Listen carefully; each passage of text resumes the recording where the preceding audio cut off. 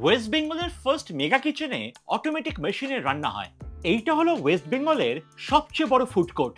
Food কোর্টের এক একটা সেকশনে এক এক রকম ডিজাইন আর ইন্টেরিয়র। ফুড কোর্টের 800 জনের সিটিং ক্যাপাসিটি নিয়ে চলে আসলাম মেগা কিচেনের ভেতরে। 6000 স্কয়ার ফিটের কিচেনে 600 রকমের পদ রান্না হচ্ছে। কিচেনের ভেতরে সবাই বিদ্যুৎ বেগে হাত চালিয়ে কাজ করছেন, কেউ প্রিপারেশন রেডি করছে, কেউ আবার রান্নায় ব্যস্ত। কিচেনের মোটো কাস্টমারকে ওয়েট করানো যাবে না। বিরিয়ানির হাড়ি খোলার সাথে খিদে চাগার দিয়ে উঠলো। এই কিচেনে অটোমেটিক মেশিনে রান্না করা হয়, বা যেমন এই মেশিনে অটোমেটিক কিছু সেকেন্ডের মধ্যে ফ্রেশ নান তৈরি হয়ে বেরিয়ে আসলো। ফুড কোর্টের মেনুতে পিৎজা প্রচন্ড পপুলার আইটেম। এই ওভেনে পিৎজা বানানো হয়। পরিবেশনের দায়িত্বে আছে রোবট।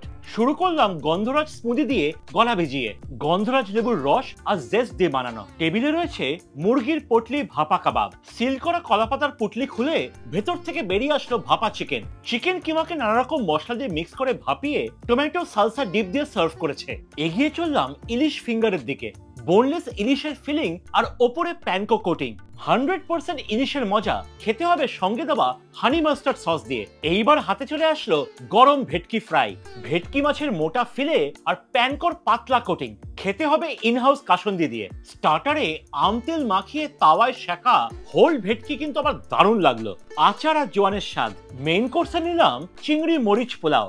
রাইসে বেশ ভালো পরিমাণের ভাজা চিংড়ি, সঙ্গে ঘিয়ে ভাজার দারুণ গন্ধ। পোলাও আছে মানে কষা মাংস থাকতেই হবে, অনেকক্ষণ ধরে কষানো আর থকথকে গ্রেভি। তার সঙ্গে নিয়েছি কাঁচা লঙ্কা চিংড়ি। কাঁচা লঙ্কার ধনেপাতার পেস্টে এটা রান্না করা হয়। মাটন আর চিংড়ি দুটোই অসাধারণ খেতে।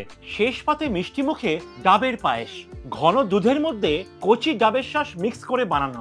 আমি পৌঁছে গেছি কৃষ্ণনগরের মাদার্স হাটে। কন্টেন্ট ভালো লাগলে ফলো ফর মোর।